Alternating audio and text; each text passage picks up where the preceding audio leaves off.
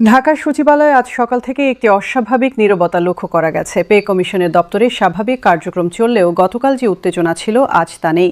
রাতারাতি পরিস্থিতি বদলে গেছে। যে আশায় বুক বেঁধেছিলেন লক্ষ লক্ষ সরকারি কর্মচারী, সে আশায় এখন সংশয়ের ছায়া। গতকাল রাত 10:30টায় অর্থ মন্ত্রণালয়ে একটি জরুরি বৈঠক হয়। সেই বৈঠকে উপস্থিত ছিলেন অর্থ উপদেষ্টা, পরিকল্পনা কমিশনের সদস্যরা এবং বাংলাদেশ ব্যাংকের একজন ঊর্ধ্বতন কর্মকর্তা। বৈঠক শেষে যা বেরিয়ে এসেছে তা সরকারি কর্মচারীদের জন্য হতাশা। অর্থনৈতিক বাস্তবতার কারণে নবম পে স্কেল বাস্তবায়নে সরকার এখন আরও সতর্ক অবস্থান নিয়েছে। বৈঠকে উপস্থিত একজন কর্মকর্তা গোপনীয়তার শর্তে জানিয়েছেন, দেশের বৈদেশিক মুদ্রার রিজার্ভ, মূল্যস্ফীতির হার এবং আন্তর্জাতিক ঋণদাতাদের শর্ত বিবেচনা করে পে স্কেল বাস্তবায়নে নতুন করে ভাবতে হচ্ছে সরকারকে।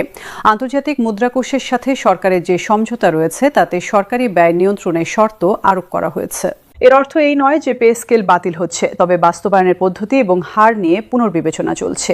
প্রাথমিকভাবে যেখানে 50 থেকে 60% বেতন বৃদ্ধির কথা ভাবা হচ্ছিল, সেখানে এখন 35 থেকে 45% নামিয়ে আনার প্রস্তাব উঠছে। এই হ্রাসকৃত হার নিয়ে কর্মচারী সংগঠনগুলো কি প্রতিক্রিয়া দেখাবে, সেটি এখন দেখার বিষয়।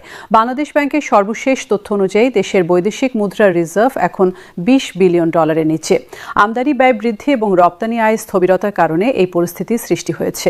এই অবস্থায় সরকারি ব্যয় বৃদ্ধি করা অর্থনীতির জন্য ঝুঁকিপূর্ণ হতে পারে বলে মনে করছেন অর্থনীতিবিদরা। মূল্যস্ফীতির হারও এখন উদ্বেগজনক পর্যায়ে। গত মাসে মূল্যস্ফীতি ছিল 9.5%। পে স্কেল বাস্তবায়ন করলে বাজারে অর্থের যোগান বৃদ্ধি পাবে, যা মূল্যস্ফীতিকে আরও বাড়িয়ে দিতে পারে। সাধারণ মানুষের জীবনযাত্রার ব্যয় আরও বৃদ্ধি পাবে। এই দ্বিমুখী সমস্যার সমাধানে সরকার এখন বিকল্প পথ খুঁজছে। একটি সম্ভাব্য বিকল্প হিসেবে বিবেচনা করা হচ্ছে টার্গেটেড সাপোর্ট, অর্থাৎ সব গ্রেডে সমান হারে বেতন না বাড়িয়ে নিম্ন গ্রেডের কর্মচারীদের বেতন বেশি হারে বৃদ্ধি এবং উচ্চ গ্রেডের কর্মকর্তাদের বেতন কম হারে বৃদ্ধি। এতে সরকারি ব্যয় নিয়ন্ত্রণে থাকবে এবং যাদের সবচেয়ে বেশি প্রয়োজন তারা সুবিধা পাবে। উদাহরণস্বরূপ 20তম থেকে একাদশ গ্রেডের কর্মচারীদের বেতন বৃদ্ধি হতে পারে 50%, দশম থেকে ষষ্ঠ গ্রেডে 40% এবং পঞ্চম থেকে প্রথম গ্রেডে 30%। এই মডেল অনুসরণ করলে সামাজিক ন্যায় বিচার নিশ্চিত হবে এবং অর্থনৈতিক চাপও কম হবে। তবে এই প্রস্তাব নিয়ে উচ্চ পদের কর্মকর্তারা অসন্তুষ্ট। তাদের যুক্তি হল, নীতি নির্ধারণী পর্যায়ের কর্মকর্তারা যদি যথাযথ বেতন না পান, তাহলে দক্ষ জনবল সরকারি খাত ছেড়ে বেসরকারি খাতে চলে যাবে। এতে প্রশাসনিক দক্ষতা ক্ষতিগ্রস্ত হবে। এই দুই দৃষ্টিভঙ্গির মধ্যে সমন্বয় করা এখন বড় চ্যালেঞ্জ। পে স্কেল বাস্তবায়নের অর্থায়নেও প্রশ্ন উঠছে। প্রাথমিক হিসাব অনুযায়ী নতুন পে স্কেল বাস্তবায়নে বার্ষিক অতিরিক্ত প্রয়োজন হবে 30 থেকে 35 হাজার করোড় টাকা। এই অর্থ কোথা থেকে আসবে? রাজস্ব আদায় বৃদ্ধি, সাশ্রয় ব্যবস্থা নাকি ঋণ গ্রহণ? প্রতিটি বিকল্পেরই নিজস্ব জটিলতা রয়েছে। রাজস্ব বোর্ড জানিয়েছে, চলতি অর্থবছরে রাজস্ব আদায়ের লক্ষ্যমাত্রা অর্জন করা কঠিন হয়ে পড়েছে। অর্থনৈতিক মন্দার কারণে ব্যবসা বাণিজ্য কমে যাওয়ায় কর আদায় কমেছে। এই অবস্থায় নতুন করে 30 হাজার করোড় টাকার সংস্থান করা বড় চ্যালেঞ্জ। নতুন কর আরোপ করলে জনগণের ওপর বাড়তি চাপ পড়বে, যা রাজনৈতিকভাবে সংবেদনশীল।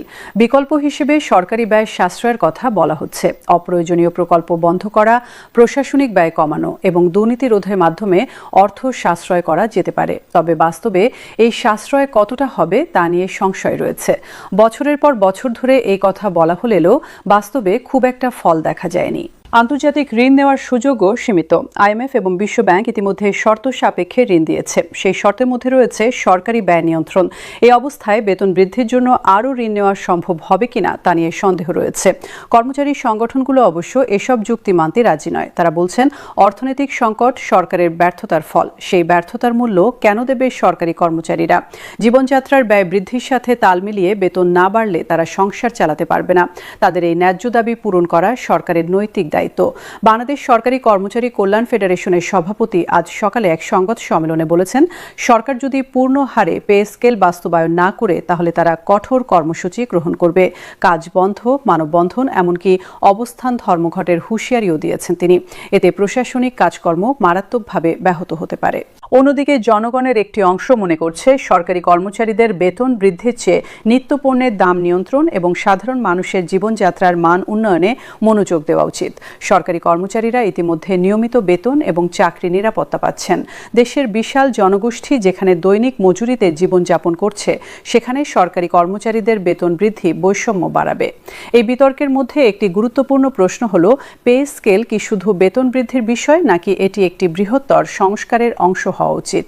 অনেক বিশেষজ্ঞ মনে করছেন শুধু বেতন বাড়ালে কর্মদক্ষতা বাড়বে না, প্রয়োজন সামগ্রিক প্রশাসনিক সংস্কার, জবাবদিহিতা নিশ্চিত করা, দুর্নীতি রোধ, প্রশিক্ষণের ব্যবস্থা, কর্মপরিবেশ উন্নত করা এবং মেধার ভিত্তিতে পদোন্নতি নিশ্চিত করা।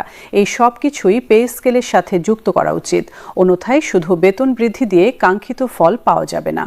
ডিজিটাল বাংলাদেশ করার স্বপ্নের সাথে সরকারি অফিসের কাজকর্ম ডিজিটাল হওয়া প্রয়োজন। অনেক সরকারি অফিসে এখনও ফাইল ঘুরে ঘুরে মাসের পর মাস পড়ে থাকে।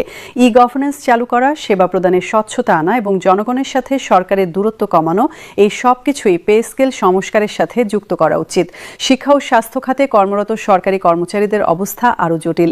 শিক্ষকরা যেখানে জাতি গড়ার কারিগর, সেখানে তাদের বেতন অপ্রতুল। স্বাস্থ্যকর্মীরা জীবনের ঝুঁকি নিয়ে সেবা দিচ্ছেন, কিন্তু তাদের বেতন ভাতা সন্তোষজনক নয়। এই দুই খাতে বিশেষ নজর দেওয়া প্রয়োজন। আইন শৃঙ্খলা রক্ষাকারী বাহিনীর সদস্যদের জন্য বিশেষ ব্যবস্থা থাকা উচিত। পুলিশ, বিজিবি, অ্যানসার সদস্যরা দিনরাত পরিশ্রম করে দেশের নিরাপত্তা নিশ্চিত করছেন। তাদের কাজে ঝুঁকি বিবেচনা করে ঝুঁকি ভাতা এবং অন্যান্য সুবিধা বাড়ানো উচিত। প্রতিবন্ধী কোটায় নিয়োগপ্রাপ্ত কর্মচারী, আদিবাসী কর্মচারী এবং নারী কর্মচারীদের বিশেষ চাহিদা বিবেচনা করাও জরুরি। তাদের জন্য বিশেষ সুবিধা এবং কর্মপরিবেশ নিশ্চিত করা পে স্কেলের অংশ হওয়া উচিত। স্থানীয় সরকার প্রতিষ্ঠানে কর্মরত কর্মচারীদের অবস্থাও দুর্বল। ইউনিয়ন পরিষদ, উপজেলা পরিষদ এবং পৌরসভার কর্মচারীরা মাঠ পর্যায়ে সরকারের প্রতিনিধিত্ব করছেন। তাদের বেতন ভাতা কেন্দ্রীয় সরকারের কর্মচারীদের চেয়ে অনেক কম। এই বৈষম্য দূর করা প্রয়োজন। চুক্তিভিত্তিক কর্মচারীদের ভবিষ্যৎও অনিশ্চিত। সরকারি অফিসে এখন অনেক চুক্তিভিত্তিক কর্মী কাজ করছেন। তাদের কোনো চাকরি নিরাপত্তা নেই, পে স্কেলের সুবিধা নেই। এই বৈষম্য দূর করতে তাদেরও নিয়মিতকরণের ব্যবস্থা করা উচিত। বর্তমান পরিস্থিতিতে সরকার একটি কঠিন সিদ্ধান্তের মুখোমুখি। একদিকে কর্মচারীদের ন্যায্য দাবি, অন্যদিকে অর্থনৈতিক বাস্তবতা। এই দুইয়ের মধ্যে ভারসাম্য রক্ষা করাই এখন